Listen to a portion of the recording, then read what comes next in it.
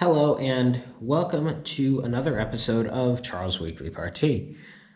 I'm Charles, your host, and have a little bit of an interesting episode today. A couple of things that are, I guess, a little bit different.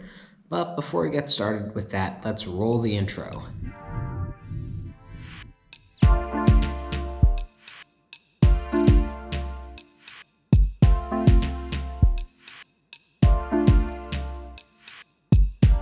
Alright, so last week I had an interesting sort of conversation on the Apple event that occurred and talked a little bit about that. Or talked a lot a bit about that. But today I wanted to sort of get back down to the basics, talk about a little bit of architecture and a few items on the technology docket again that caught my eye this past week. And realistically speaking, there's a lot going on. And instead of the usual three technology pieces, I have three technology pieces, but one piece that is sort of, I guess, architecture and technology can relate to it, but it's not particularly a component of either. Or it's not. Both architecture and technology have stuff to do with it, but it's not really an on-topic discussion. But it's still something that's really sort of catching my eye, and if something I feel I need or have the need to discuss, and I think it brings about a greater discussion about what we need to do as a society. So, well, that is at the end of the docket for today. At the beginning of the docket, I have our favorite architectural pick. And this week, the architecture pick is Running Bean Cafe. So this is designed by Red 5 Studio, and it is located in Hanoi, Vietnam. So this is a coffee house with 3 levels, 2 of them being sort of full levels, and the top having 2 components on, I guess, different parts of the overall bend to it, and each side is sort of separate from the other. And they're sort of small little gathering spaces. But the coffee house itself is reused from an old house, and it's made with restored elements from the original construction of the house. And furniture and other design elements are chosen to sort of freeze the rest of the building in time. So glass was used, stainless steel is used, blue accent lighting is used to give it that more sort of frozen or cool feel to it. What else is there? There are limited wood accents. There are some, but they are limited. And there is a lot of the original brick revealed. Now, thinking about this, it's a very interesting sort of coffee house. Imagine going up I guess one piece that was a little bit disconcerting. Imagine you're going up a staircase, and on the sides of it are just are glass. So that's what's around you.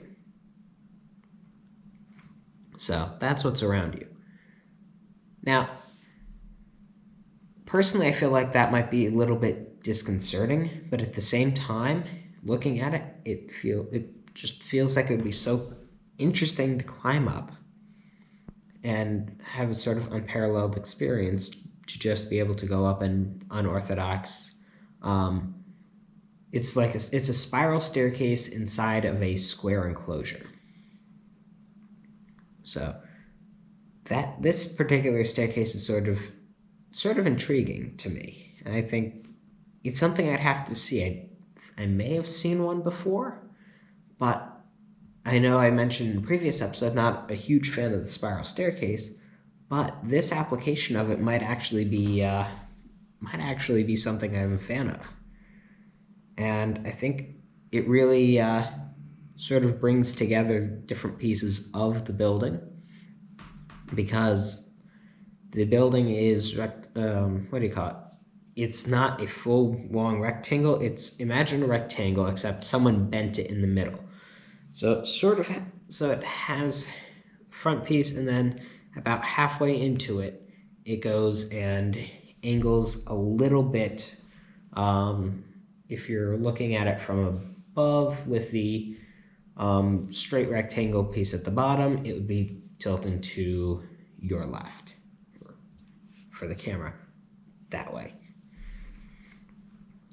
And what really makes it interesting is that this was once upon a time it was a house that did everything in its power to sort of detract from the original space it had going for it. And another piece included in that is it didn't take really big advantage of natural lighting.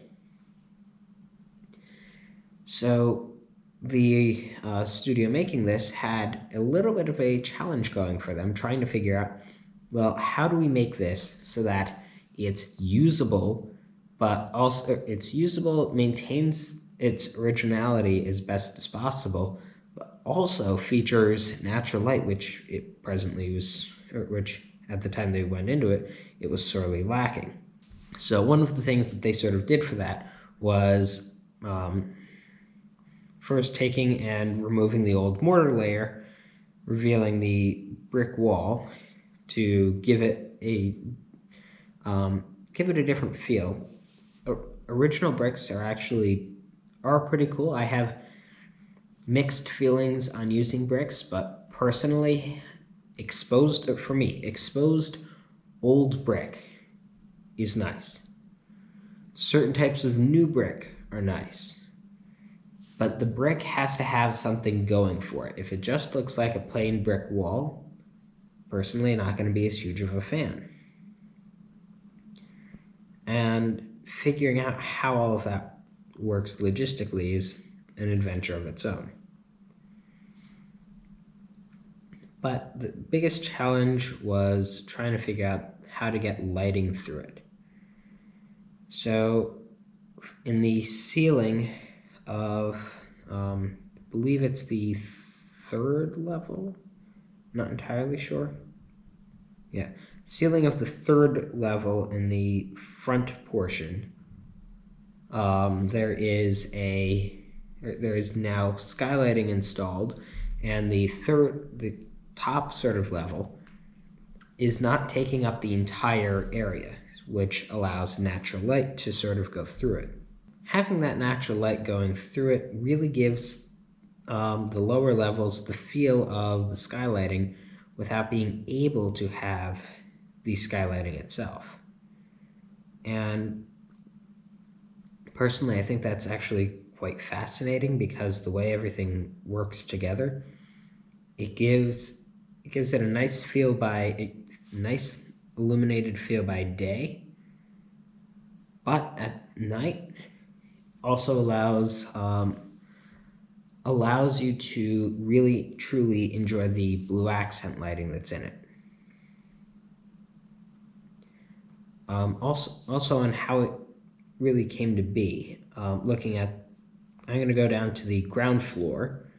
Looking at the plan really sort of threw me off because for part of it, they have an area for guests to just be able to sit down and take a sip of coffee, and I do appreciate the way they sort of plan this one out because on the ground level is where the coffee bar is, the kitchen area is, and limited seating for guests who are going to be just maybe sitting down for long enough to take a couple of sips out of their coffee, check their email or what have you, and then go about their way.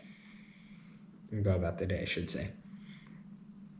But if you're going to be staying there longer than that, then you can use one of the other levels of the building. So using either I think they have it labeled here as the first, you can go to the first floor, which has, it's a full floor level, has your seating, has your restrooms in it.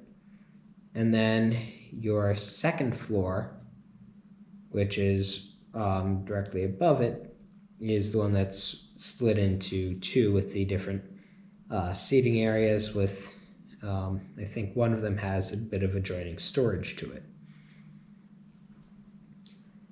But really focusing on the second level, there are quite a few different seating areas available, and each of them has a different feel and sort of different capacities. So some of them support people sitting in pairs, but also allowing people, if you've been at a coffee shop that has this before, when you have a whole bunch of tables that can each, you have a chair on one side, booth on the other. If you're going there with, if you have 4 people and you have a couple of pairs open there, you can take those and bring them together to sort of give yourself a larger format table. And that also, I think the tables are movable, but if they aren't, you're still in close enough proximity where you have your space, but at the same time, you're not way far away from the next person. Then you have other areas that are dedicated pairs where it's only 2 people. And so if you're going on a coffee date with someone, you can sit down at one of those tables and be sort of guaranteed that no one is going to sit right next to you. That's going to be a focused sort of seating environment. Then you have a couple of other areas that allow people to sit in 4s, and one area that allows a group of 6 to all sit together. And I guess on the top floor, they have an area where 5 people can sit and sort of look out at the rest of everything, so sort of like bar seating. And then 2 areas with 4 seats. And the other has, interestingly enough, 4 areas for 3 people to sit, which I think is an interesting change from everything being multiples of 2. So how does all of this really matter? Well, personally, I've spent a lot of time back in my high school years at coffee shops trying to do homework. And the vibe of the coffee shop really made a difference. So it had to be something it had to be something where I could sit down and focus on work. And the other sort of thing is looking at that amazing sort of flexibility, having a variety of places to sit also allows for the occasional mingling of people. So I've gone to the coffee shop on my own to sit there. I know I've met at least one acquaintance simply by sitting nearby them at one of the tables. And it was very funny over the years, where when we got there was always one table that was larger than the rest. And if it was at all possible, we'd try and grab the table. And by grab the table, if one of us walked in, that table was open, we grabbed it. If the table suddenly opened up while we were there, whoever noticed it first would go and grab it. And we always had really fun conversations. So maybe taking 15 minutes to just focus, to have a fun conversation, makes for a nice break from the work that you're doing, and really just sort of makes it a fun time. And really, I can't say this enough, the atmosphere of a place is really what determines what's going to be happening in that space, and whether it's going to be something where people sit to do stuff, or just sit to eat their food and go. And I'm going to bring up, I guess, on a sort of tangent here, bring up a few different places to sit down and that have indoor seating that have different sort of vibes to them. So these experiences of mine, these were happening at a Starbucks location. And what really makes made that experience fun was that there were a couple of seating areas. There was music in the background, but there was a sort of separating wall that kept some of the acoustics of we're coffee shop, we're making coffee and all of the other fun that goes along with it off to one side, and then having music playing. So between the chatter and the music and the other stuff, even when the blender kicked on, it wasn't really easy to notice that the blender decided to kick on. Also worthy of noting is just the ability to sort of sit down. The seating was relatively comfortable. The table's large enough so you could actually do some work at them, but not so large that they felt like they were oversized. Although you did see, as I mentioned before, there's some competition for the larger tables.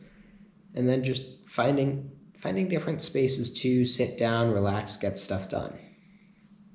And the other sort of thing about that is how the seating is done. So in the location that I spent so much time at, there is a large booth, a lot of windows right across from it, and then tables that could be moved together or apart as needed. And for that, the booth was against a solid wall that joined a neighboring tenant. And so if you're going there by yourself, that was one of my favorite spots to work. So if I wasn't working at the big table, in the largest table in the venue, I liked that booth setting because I could sit down in a nice comfortable booth, put whatever bag I'd brought my computer in the chair across from me, and the table is just the right size to be able to have the computer on it and sit down and focus on work. So there was that. Now, another thing I feel is another sort of venue I could bring up is it's always Starbucks versus Dunkin' Donuts. And Dunkin' Donuts, while they do have chairs, for the most part they have a different sort of atmosphere than the Starbucks that I've liked. So first and foremost, I think having been sitting down in a couple of Dunkin' Donuts for a couple of different reasons, the first difference that sort of stood out to me is there was no seating right against a wall. And for me personally, that wasn't as fun of a thing. And here's why. Having the seating nearby a wall meant that whatever I needed to get done, I could get done without worrying about people looking over the shoulder, figuring out what was doing all that, and what happened on my screen sort of stayed on my screen. And if I needed to, or if I felt like, I wanted to look through some pictures, let's say, I don't necessarily want to be going through some of the pictures that best showcase the fun times of my life on the display to the public. And whatever, it's just a feeling that someone could just be, someone gets bored, decides to look over your shoulder, see whatever's going on, and maybe you decided to pull up, because my time in Starbucks was really back when I was in high school. Just, let's say I decided to pull up my grades at one point. If I'm sitting against a wall, no problem doing that. But if the rest of the world could be behind me and I don't necessarily know who will be, it makes it just a little bit less attractive, because I'm thinking, do I want to pull these up if someone can just go and look at it without my knowing? Not necessarily. And also in some of those settings, the way some of those display, you may have more personal information on the screen than you want the public knowing. So no matter what, it feels like it's a less, I'm sitting here working, someone else can be nearby, but it feels like, oh, so the rest of the world could sort of be watching. And that feeling just never really sat well with me. Another thing about the sort of Dunkin' Donuts environment is that, what's the best way to put it? It feels like it's a lot more of a hectic place. And that is, for me, one of the biggest differences between Starbucks and Dunkin' Donuts.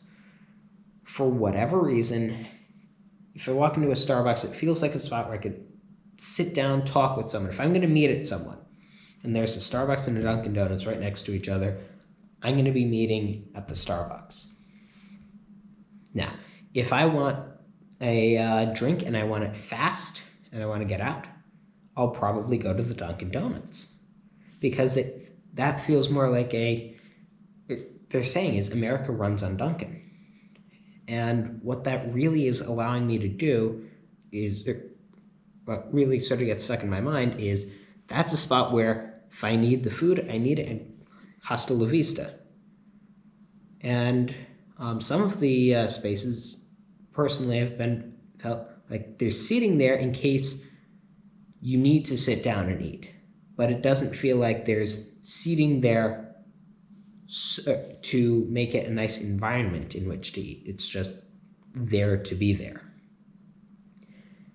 And that really comes down to how the space is brought together. And that's where the cafe I've been talking about today for the architecture pick really makes a difference. Having the variety of different spaces for a variety of different wants and needs, that allows people to choose the space that best fits them and enjoy their time there. And if you're going to be there for just a short little bit, you're going to sit on the ground floor so you can just sit down, enjoy your drink, and move along. If you're going to be there for a bit longer, you might go up to one of the higher floors, and if you're going to sit down and meet with someone, personally, I'd go all the way up to the top to try and do that, because that's the area where I feel that it's the most quiet, or sort of relaxed and away from the rest of the world, and really allows someone to meet with someone else. And I don't know how else to put it besides it just feels like the spot where if I want to have a little meeting, that's where it's going to be. And that sort of feeling of I can choose the space that best fits me is what matters. I can choose if I like the hard chair or the soft chair, I can choose that. If I want booth seating, I want chair seating, all that. Because sometimes the chairs can be more comfortable than the booth. You can choose the chair you want, you can choose the table you want, you can choose which side of that you want. And you can do basically whatever. You can make the space sort of your own for the time that you're sitting there. And that is what really makes it stand apart. And that is how I sort of choose where I'm going to sit down to do work, and how I choose what establishment I go to for a different thing. And when I And that point is also what really makes a key difference, because why you choose to go to a particular location makes a huge difference. And there's no better way to say it than the space that you're in, the furniture, the lighting, the atmosphere, the music you're playing, the sounds you hear, everything is really what determines how someone will feel in any particular location. And I think that is what makes this cafe so special. As much as I've enjoyed talking about this particular cafe and the exposed brick inside of it, I think it's time I shift to talking about a different type of brick. And this type of brick is the type of brick your Mac will become if you had a replaced logic board and tried to update it. So, introducing the macOS Brick. The little minor detail that they're trying to figure out with bugs, where if you had a logic board replacement on your Mac and you tried to upgrade it from, I think, macOS 12.2.1 to 12.3, which brings universal control into the mix, it had a bug where if you tried to update it, it would say there's an error trying to with the upgrade. Do you want to try again? And if you tried it again, it would corrupt the firmware and give you a notification that recovery was needed. So the big problem with this is that Apple does have support articles on how to fix this, but because it is a very specific bug, it means that your solution has to be a lot more interesting for it. So full notice that Apple does have a page with instructions on how to reinstall the firmware for a Mac with this problem. The downside is that for it to work, or for you to do this, you need a second Mac. So what exactly is going on here is yet to be figured out. That's something for Apple to try and do. But at the moment, if you ended up having this sort of problem, if you don't have a second Mac, you're going to have to go straight back to an Apple store. And if they decide to replace your logic board, you are still going to have the problem. So how exactly to go about fixing this is going to be Apple's job, but how to avoid it, right now I'm going to say if you do have a Mac that you have a replaced logic board on, step one, please make sure automatic updates are not enabled. So while this does come down to personal preference, for me at least, I prefer waiting and not being necessarily the first to update on a machine that counts. On upgrade day, sure, if I have a machine if I had a spare machine and I feel like trying out a new operating system on, why not, right? You have the ability to, it's not going to mess anything up. That just gets to be a fun exploration time. And that's why I use virtual machines for some things, because I can test something out and make sure that, see what I feel about it without putting my computing resources, my primary computing resources, at risk of being unusable. But the problem with this is, I don't know if macOS has virtual machines that you could really install, or that you could really use to create a second instance of macOS. And then second, if you do upgrade it, you could run into the problem. So if you do have automatic upgrades on, personally, I recommend keeping automatic updates off. The updates I usually say to install quickly are security-related updates, because that is the latest from the manufacturers saying, so if you're in Windows or Mac, they'll say, here are things that we've noted are security holes. Here's what you should upgrade quickly.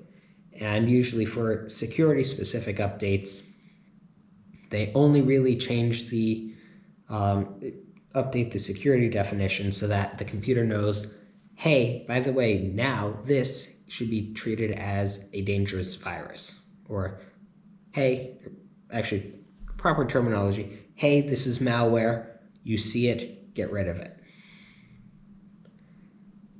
And those usually are just the definitions. But with an update with feature benefits, I usually say to wait if you want it quickly, but you only really have one machine to do it on.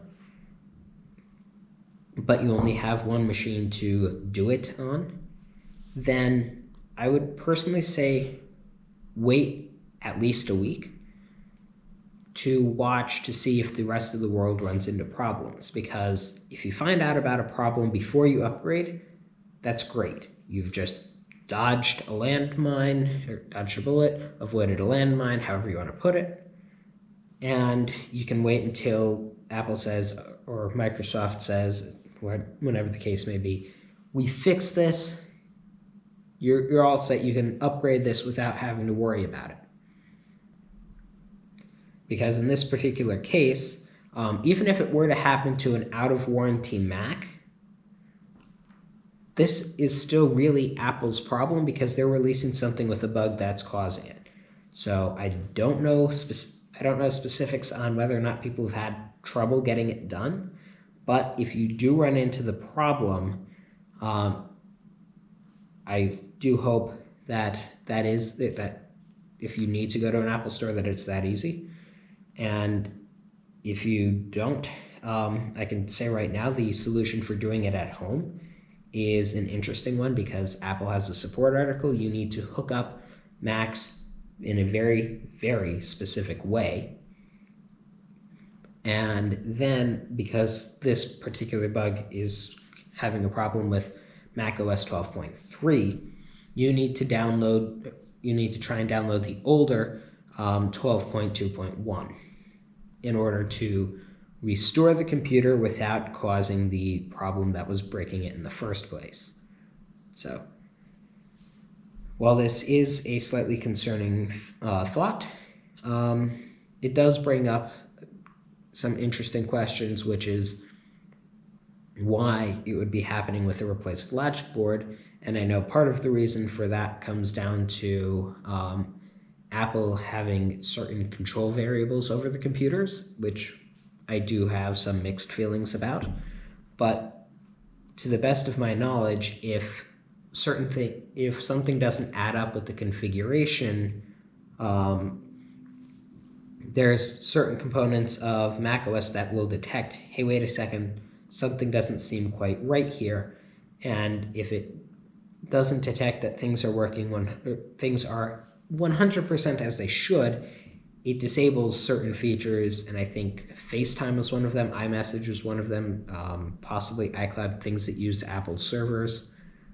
And that's an interesting thing to wonder about, but I've not been able to find enough research yet on why exactly that is the way it is. So if you do run into this issue and Apple tries to tell you that it's your problem, they can't do anything about it without charging you for it, by all means, complain loudly. I know I'm not at the end of the episode yet, but send a voice message to me because I would like to know about this, to say, hey, this is a problem. Can someone at Apple please take note of this and try and fix it? So Apple, if you're listening right now, please take note of this, fix it, or make sure it isn't a problem. If it is one, then take care of it. Especially with the fact that automatic updates are now on basically every operating system on by default. Speaking of operating systems, Microsoft has been discovered to have put possible ads in File Explorer. So this was discovered in a preview release of Windows 11. For those of you who don't know what preview releases are, they are what Microsoft's working on, but they are pieces that are not stable enough to be made available to the general public. So this is sort of the sandbox for testing. Let's see, hey, we have our development systems, but let's see how other people's actual computers work with this. Because that's a really good way to discover bugs. So you may test it on 5 different types of computers, or maybe even 50 different types of computers. The what do you call it? The preview release testing community is a group of people who said, hey, I have a spare computer, or supposed to have a spare computer that they're working on to be able to sort of test out, see what's in the preview release, and allow Microsoft to detect if any bugs happen, or also to report any bugs that you notice occur, so that they can try and address them and make sure that they're figuring these out, so that by the time they get to here's the upgrade for everyone, we get that. So that's partially why Microsoft updates are actually are staggered into different channels. So for those of you who don't know about Windows Update, you have your normal channels, then you have for more business consumers who get the options to switch between them. You have quarterly, semi-annual, and annual upgrade channels, which allow you to choose the frequency and stability of the upgrades, and also upgrade deferment. So if the update comes on, let's say, January 1st, you might say defer it for a month to February 1st. And that allows that would allow for an organization enough time for the IT department to make sure that the thing should work before everyone gets to use it. So another thing to note out is that, well, going back to the core problem here, Microsoft's more recent operating systems have, to my taste, too much in the way of advertisements. Now, don't get me wrong, I can see there are some spots where you may want to do it, and it may be okay to do it. Like in your default games, okay. I can see why you might do that. But I think it's starting to get a little bit starting to go a little bit too far. And I'm going to make this comparison the best way I can. Back in Windows XP, there's a pinball game, there's Minesweeper, and there's Solitaire. All straight on the machine, all bonus things for, hey, you bought Windows, here's what you get with it. And then Windows 7 still had that. And then with Windows 8, things started to change around a little bit. And then Windows 10, there was a lot of sort of advertising. So if you got a blank copy of Windows, if you got a copy of Windows from Microsoft, or a pre-built with software on it, there are certain applications that people pay, or that different companies pay Microsoft to install on the computer. And then you have the fact with Windows 10, even worse with Windows 11, if you want to shift the particular bit of software you're using, or the default browser, let's say, that was a painstaking process to shift from the default of Microsoft Edge to the third-party browser of my choice, which happens to be Firefox. That was way more painful than it needed to be. And personally, if someone wants to shift the browser, it shouldn't be a hassle. It should be something that they can do because it's their computer. Pre-installing applications, I have mixed feelings about, but I can understand why it might be done, and to the fact that the OEM licenses are a lot less expensive than just buying a license outright for Windows. It almost makes a little bit of sense. So having the software there, I can tell you, as long as if you set aside 20 minutes or so, you should be able to get all of the extra applications that you didn't need off of your computer without too big of a hassle. But ads in File Explorer and ads and different things on the lock screen, those are things that got on my nerves. And here's why. There are different things that you can consider an operating system to be, right? However, at its core, an operating system's job is to allow you to operate the system. And personally, I feel certain things like the File Explorer need to be something where you're not getting distracted by the operating system. That's where personally I feel like the operating system is supposed to make things as easy and simple and straightforward for you as possible, because the best operating system is one that works for you but also stays out of your way and isn't overbearing. And that's why a lot of people have differences in preference between macOS and Windows, because you have your preference on which one sort of lets you do which one you're most accustomed to. And personally, I've taken strides to be accustomed to both, because doing some of the tech stuff that I do, you need a knowledge of both operating systems to actually do something.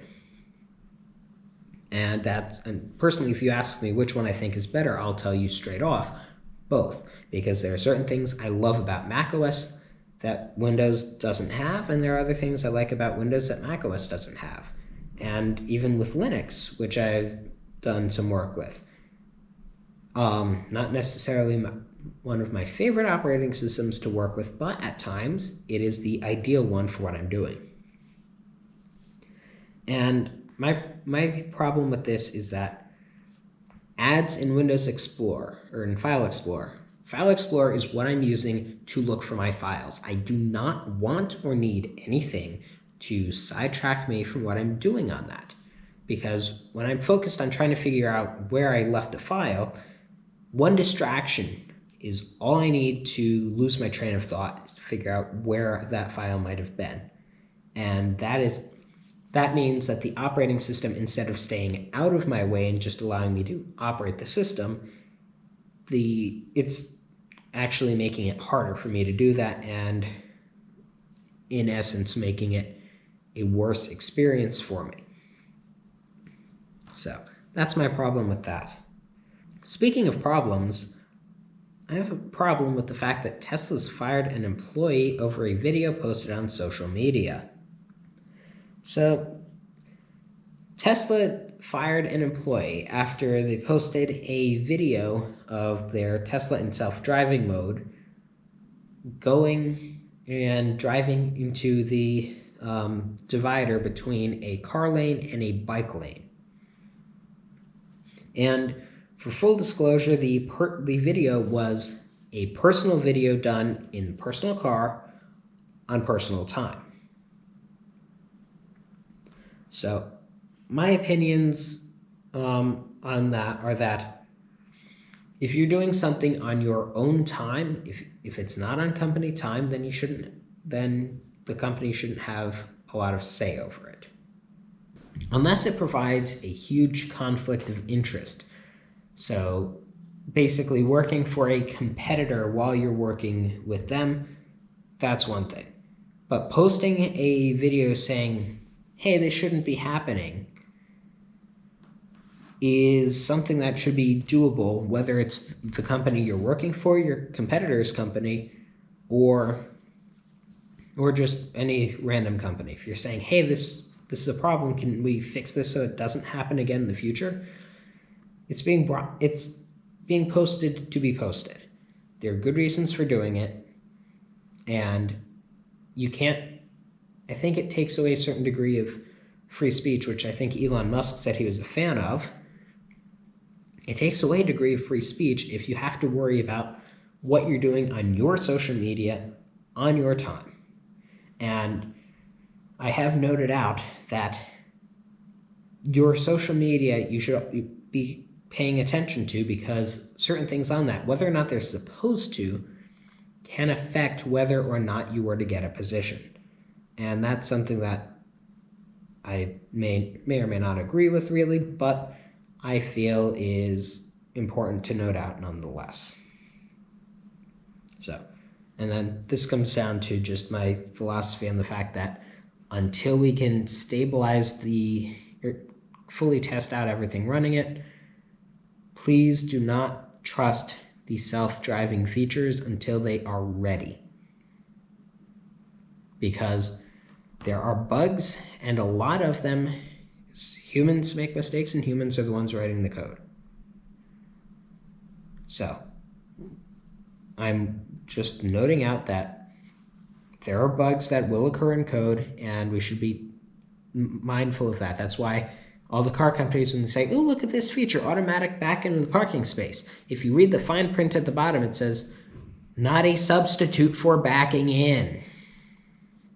So part of my problem with this is the fact that the companies are advertising it the way they are. And the other problem I have is that some people, even though the companies are making this error in judgment, are listening to it and saying, oh, the car can do this, I don't need to. If you're driving the car, you're responsible for what it does, and it's sort of like a library book. If you're the one who takes it out from the library, even if you lend it to your best friend spills coffee on it, guess who's responsible for it in the long term? You have to tell the library, hey, the book got destroyed, and you have to buy them a new one. Whether or not your friend reimburses you is a problem you have to sort out with them. So that's my thought on that. Last but not least, I'd like to talk about daylight saving time. Now, right now there is a bill making its rounds in Congress to consider not changing the clocks twice a year. And this brings up some very interesting questions about which time format would get used. So based on a survey done by USA Today, 43% say use standard time year-round, and 25% say daylight time year-round. And also 25% of people that they surveyed say they're happy, or they're actually okay and prefer changing their clocks twice a year. And also, to add a little bit of confusion, Arizona, Hawaii, Puerto Rico, and the U.S. Virgin Islands stay on standard time year-round. So there's a thing passed a while back about uniform time law, which requires everyone try and use the same time. So don't know exactly how Arizona and Hawaii have different pieces, but they do. So how will this pan out is a very interesting question, and one that I currently don't have an answer to.